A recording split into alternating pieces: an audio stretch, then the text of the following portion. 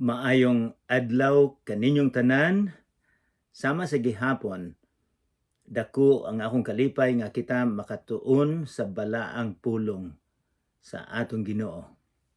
Wala nay laing libro dinhi sa kalibutan karon nga magahatag og maayong balita. Wala nay laing libro nga kita mahibaw-an nato ang pulong sa atong Ginoong Hesukristo. So gusto lang kong mangumusta kaninyo. Hinaot paunta nga maayo mo sa nga kamong tanan maayo lang. Nga kung aduna kitay problema atong isalig sa atong Ginoong Hesukristo. Sa dili pa kita magsugod, atong hangyoon ang Ginoo nga maoy magatudlo kanato karon. Nga abrihan niya ang atong hunahuna ug ang atong kasing-kasing. Mag-ampo kita. Among Amahan, nagpasalamat kami ni ining panahon nga ania karon magatuon kami sa imong balaang pulong. Kami naghangyo nga ikaw unta ang among tinuod nga teacher karon, nga ikaw ang tinuod nga magtutudlo kanamo. Abriha ang among tagsa ka kasing-kasing. Ginoo, samtang magtuon kami sa imong gahom nga ikaw gyud ang tinuod nga anak sa Dios nga iyang gipadala dinhi sa kalibutan. Hinaot po nga among pagsalig ug among pagtuo nga na kanimo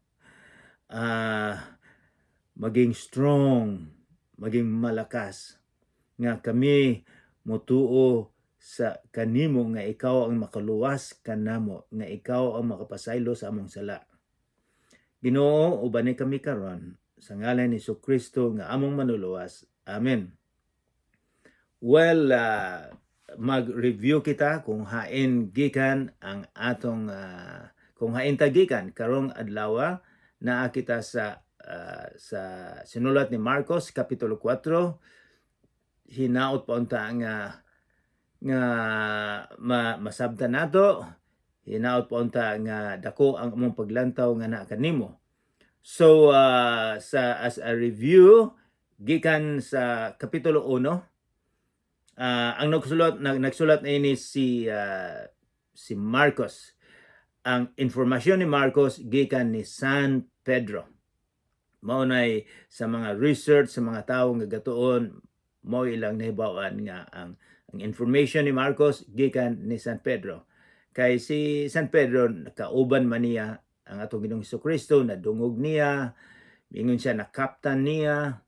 So si Marcos usab gasulat. So sa unang chapter, sa unang kapitulo, miingon dayon si Marcos, mao kini ang maayong balita may tungod kang Hesukristo, ang anak sa Dios. Kini gisulat sa propeta Isaiah, ania ang akong sinugo nga ipadala ko una kanimo aron andamon niya ang imong ngalan. So ang imong agianan, I should say. So pagsugod lang ni Marcos, miingon dayon siya nga kini ang maayong balita may tungod kang Hesukristo, ang anak sa Dios. So dito si Jesus usab atong nakita na gitintal siya. And then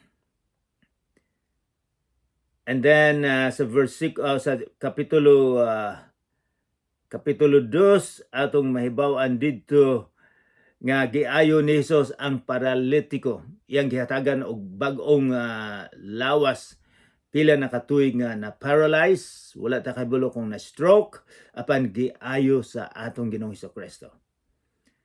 And then nagtudlo usab siya sa kapitulo 2 may tungod sa adlaw igpapahulay, sa adlawng Sabado. Ang adlawng Sabado, miingon si Hesukristo, atong gamiton ni sa pagtabang sa isig ka tawo. And then sa kapitulo 3, giayo ni Jesus ang tawo nga kimay dito sa templo. Dito sa ilang simbahan, sa sinagoga, dinay tawo nga dili na magamit ang iyang tuo nga kamot kay nadaot og iyang giayo. Instead nga malipay ang mga tao, ang mga relihiyosong mga tao miingon nga kini siya ang iyang gahom gikan ni Satanas. O dito usab sa kapitulo 3, sa usa ka gabi nga pag-ampo niya, iyang gipili ang 12 niya ka apostoles. And then dito usab sa kapitulo 3 atong nabasahan nga ang inahan og mga igsoon ni Jesus gustong kuhaon sila ang ilang paglantaw nga si Jesus nabuang na. So and then moadto na sa kapitulo 4 ato usab nga natun-an may tungod ang sambingay may tungod sa magpupugas. Usa sa may style ni sa atong Ginoong Hesukristo sa pagtudlo mao ang paggamit og sambingay. Usa ka yutan-on nga istorya apan adunay langitnon nga buot ipasabot. So dito ang sambingay niya, ingon sila nga dinay nagpupugas, dinay nagpugas o ang mga binhi dito na nahulog sa mga kabatuan, sa katunukan, sa dalan o dito usab sa maayong yuta. So katong tulo wala gyud nahitabo kay gahi o kabatuan, katunukan. Ang buot nagpasabot sa atong Ginoong Hesukristo nga ang pulong sa Ginoo sa upat ka tawo sa upat ka tawo nga naminaw, usa lang ang nakasabot, usa lang ang kasing-kasing nga napreparar na. Ang uban nga mga kasing-kasing gahi kaayo. Mabaw ang uban, motuo dayon, pero pagkaabot sa kalisod sa kinabuhi, mingon sila nga dili na ko musunod ni Jesus, dili na tinuod. So ang buti pasabot nga naay mga tao nga maminaw lang bisag unsaon pagsulti wala gyud moturok, apan naay mga tao nga mitubo gyud ang pulong sa Ginoo. So and then moadto na kita karon sa kapitulo 4 versikulo 35. Magsugod na ta dinha.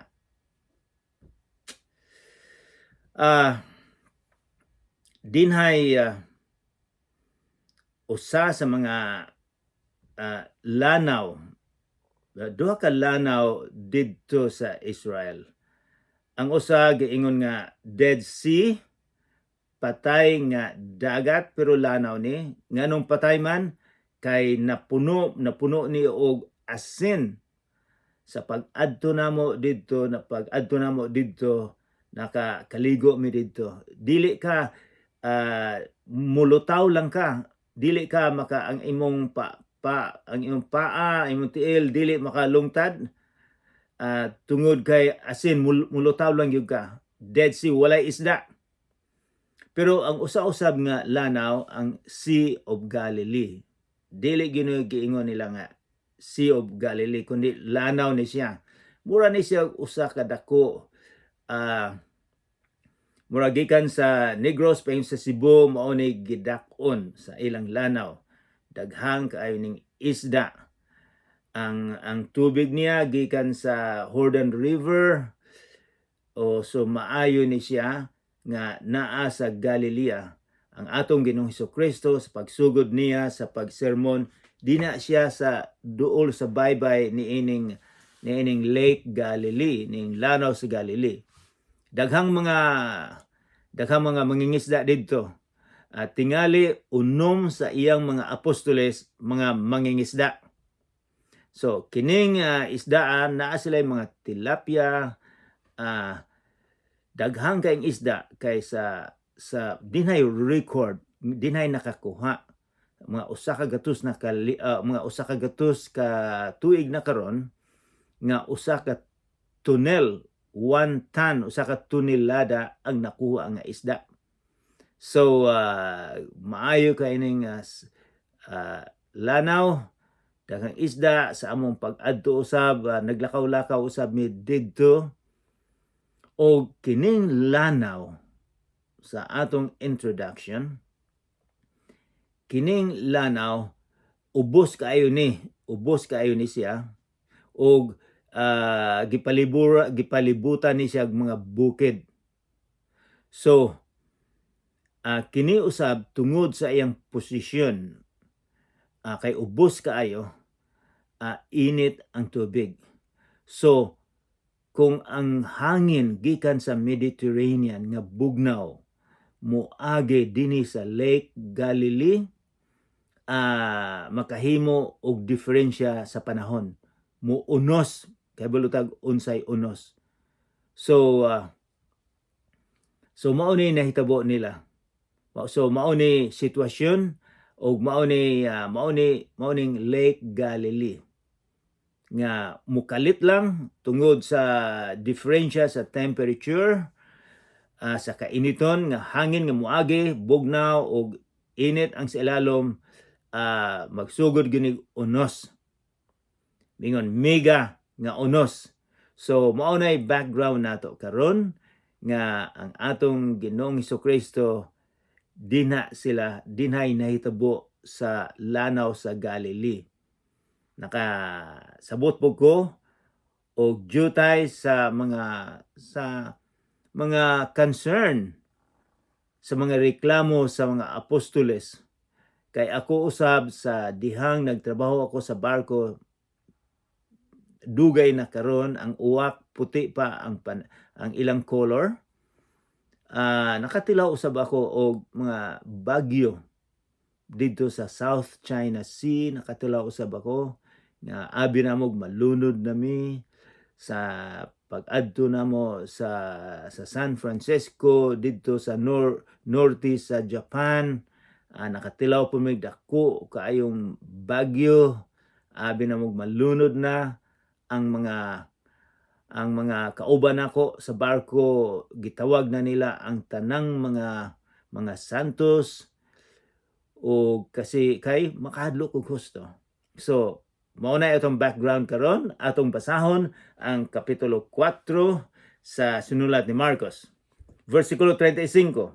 Guys, naa na mo dinha, dugay-dugay og jutay ang atong review og ang atong introduction. 35, versikulo 35. Ang title ni ining paragraph mao ang gipahunong ni Jesus ang unos. Og ni anang pagkagabi, giingnan ni Jesus ang iyang mga tinun-an. Manabok kita sa lanaw. So, atong bantayan kining pulong ni Jesus. Manabok kita sa lanaw. So sa atong nabawa na, murag gikan ni sa Negros paingon sa Cebu.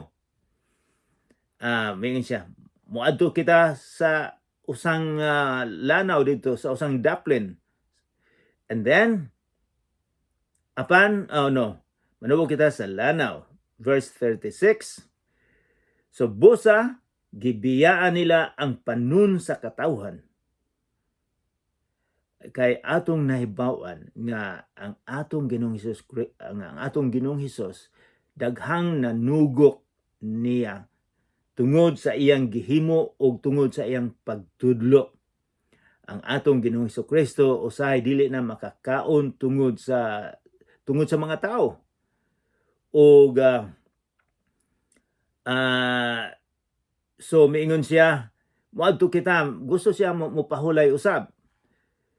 So gibiyaan nila ang panun sa katawhan ug ang mga tinun-an misakay sa sakayan.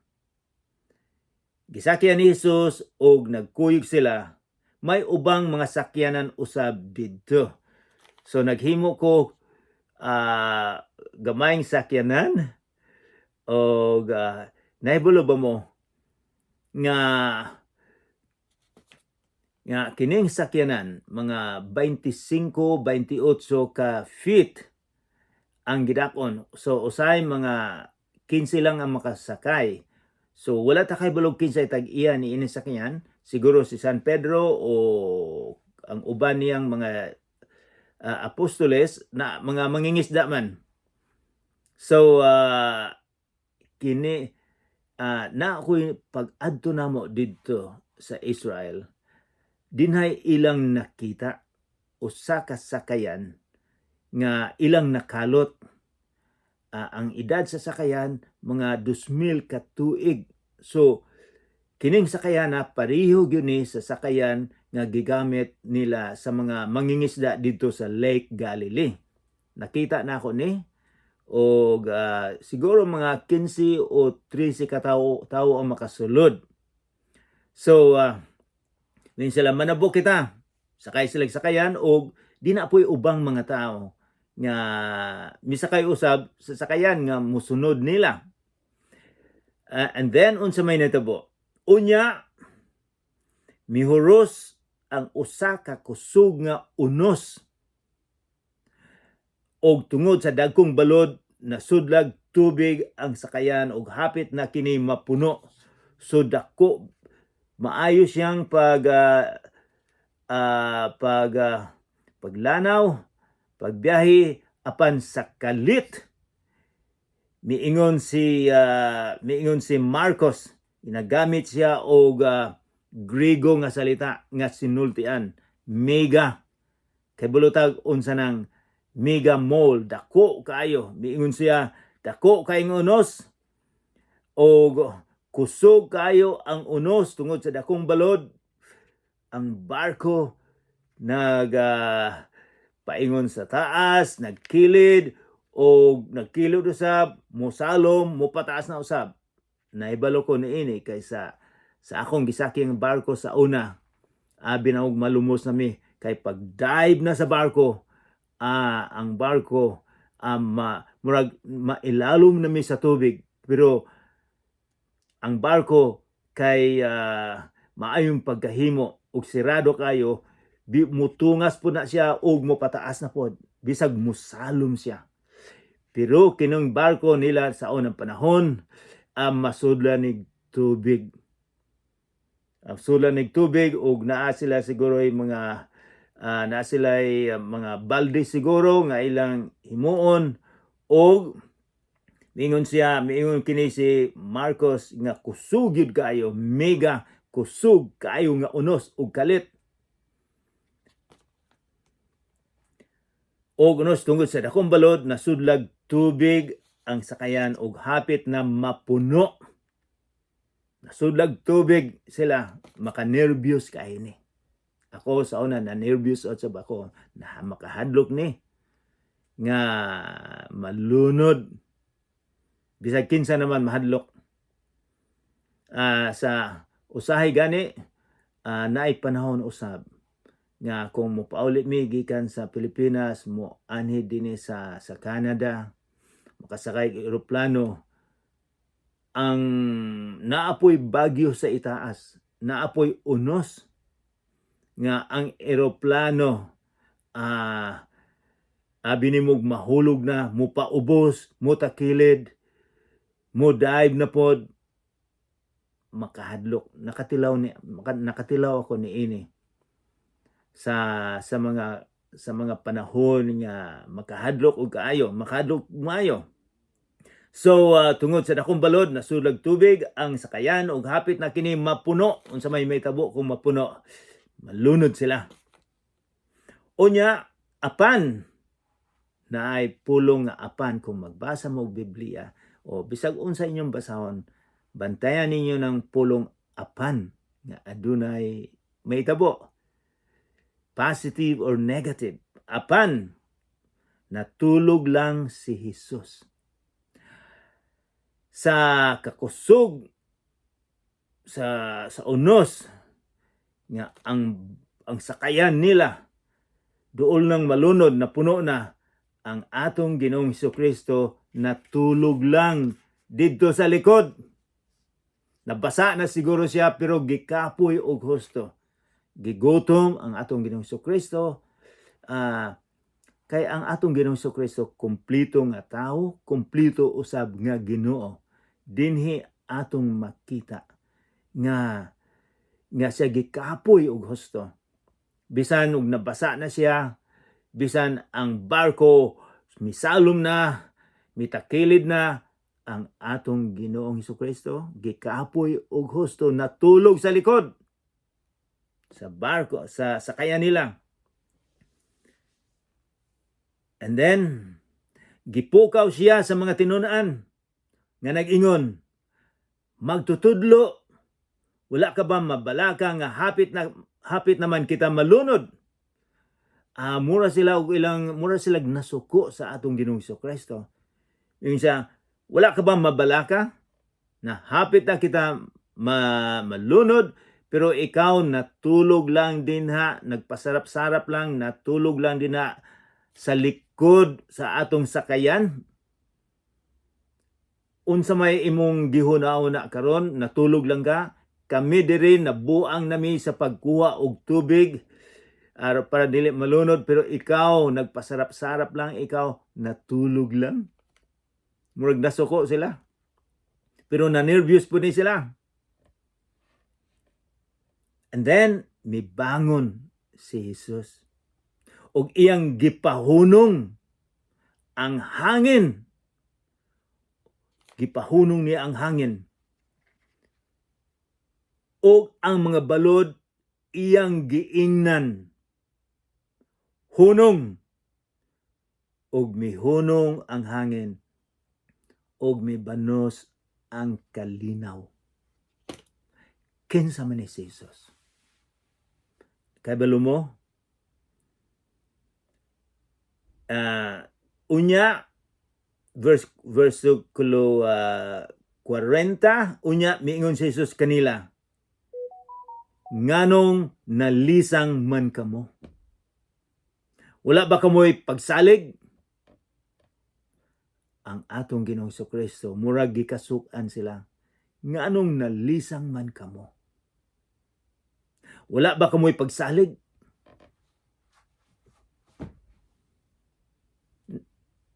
Si Jesus, daghan siyang gihimo nga milagro, apan bisan pa ang iyang mga apostoles, mga disipulo, wala musalig kaniya. Si Jesus miingon nga kita mulabok sa pikas sa lanaw. Nagpasalig siya nga kita mulabok gyud bisag unsa pay mahitabo, apan siya nagpasalig nga kita muabot ni anang lugar sa ato usab nga kinabuhi. Bisan kita mosalig sa atong Ginoong Hesukristo, adunay mga pagsulay sa atong kinabuhi, adunay mga bagyo sa atong kinabuhi. Apan ang atong Ginoong Hesukristo nagpasalig nga sa kalisod, sa bagyo sa atong kinabuhi, anaa siya sa kilid nato. Gusto niya nga musalig kita. Gusto niya nga muingon siya nga musalig ka. Kay iyang gipangutana ang iyang mga apostoles, iyang giingnan, wala ba kamoy pagsalig kanako? Uban ako kaninyo, bisag unsa kalisod, bisag duol natang malunod, walay mahitabo. Makasabot usab kita sa mga apostoles. Kini sila mga apostoles, kadaghanan nila mga mangingisda. Naka-experience ni sila og bagyo usab. Naka-experience ni sila og bagyo. Apan kining bagyo, kining hangin nga kusog kaayo, miingon nga mega kusog yun kayo makahadlok, makasabot nga nahadlok sila.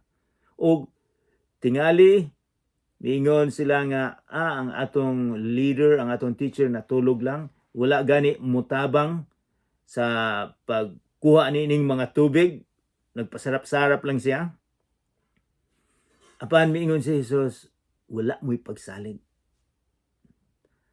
Aduna ba'y panahon sa atong kinabuhi nga ang atong Ginoong Hesukristo miingon, wala ba mo'y pagsalig kanako?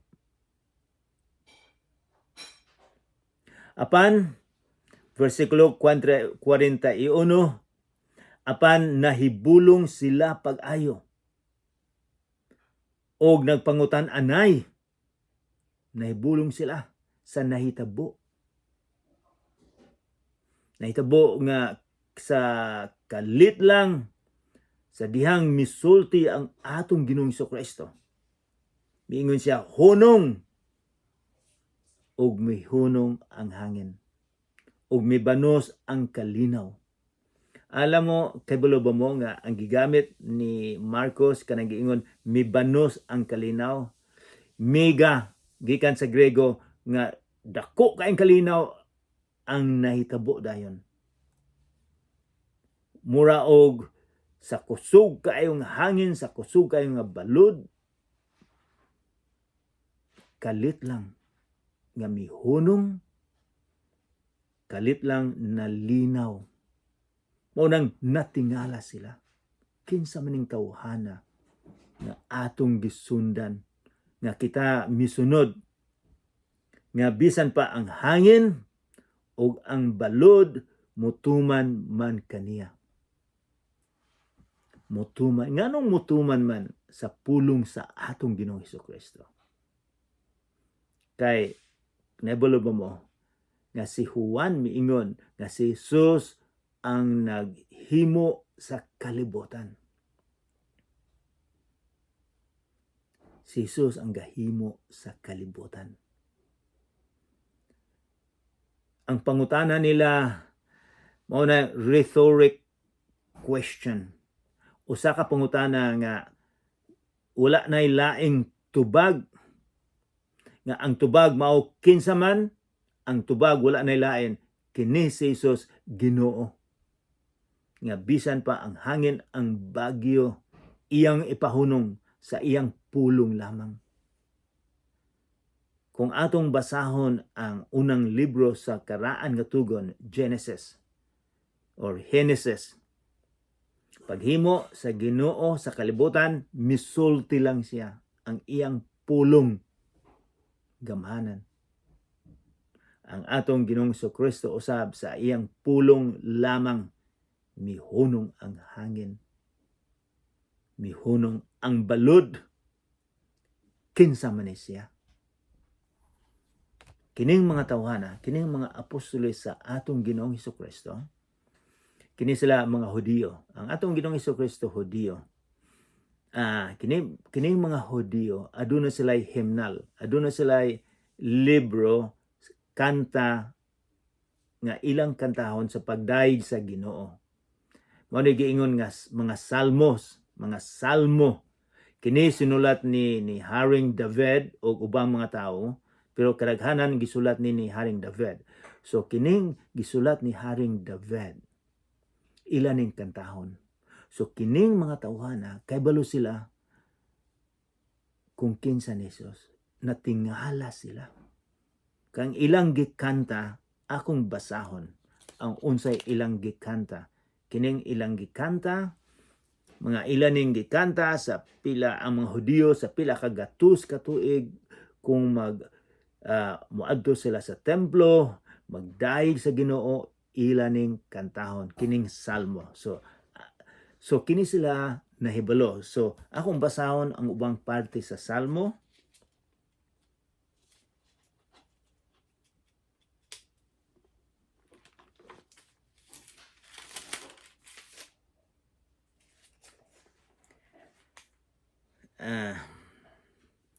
Salmo 29.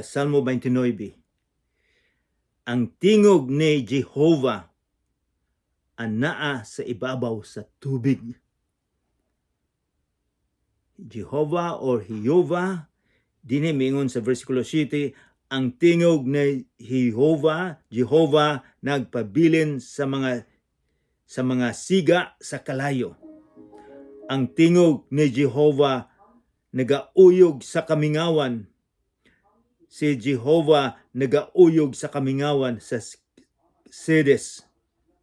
Ang tingog ni Jehovah nagpahimugso sa mga lagsaw nga bayi o gihukasan niya ang mga kalasangan. didto usab sa sa Salmo 65 nga pinaagi sa iyang gahom nagapalig-on sa mga bukid sanglit gibaksan sa kusog nga nagapahilom sa dinaguok sa kadagatan sa dinaguok sa ilang mga balod ug sa kaguliyang sa mga katawhan. Ilan ning gikanta natingala sila ngano na kining ilang leader sa ilang gikanta nahibalo sila nga kini siya si Jehovah. Natingala sila. And then akong gipili usab dito sa Salmo 107, ginahimo niya ang bagyo sa pagpalurang aron nga ang balod ni ana malinaw. So kining akong gibasa karon mao na ilang gikantas sa wala pa atong Ginoong Jesucristo pila ka gatos ka tuig. Kining mga Hudiyo nahibalo na sila ila na ning gikanta sa pagdaig sa Ginoo. Karon sa ilang nakita ni Jesus, naibaw-an nila nga kining ilang gikuyugan, kining ilang leader, maudi ay ang ilang gikanta pila ka gatos ka tuig. Munang natingala sila. Kay unsay gihimo ni Jehovah, gihimo usab sa atong Ginoong Hesukristo. So karon nahibalo sila kinsa man ni Jesus. Kitang tanan, nahibalo ako nga daghang mga tao dinhi sa kalibutan nga dili mutuo sa atong Ginoong Hesukristo. Daghan usab nga mga tao nga dili mutuo nga naay Dios. Ang ilang Dios ang ilang kwarta. Ang ilang Dios mao ang ilang dako kaayong natun-an sa universidad nga gatudlo nga walay Ginoo. Ingon sila walay gabuhat sa kalibutan. Ang kalibutan ang mga bituon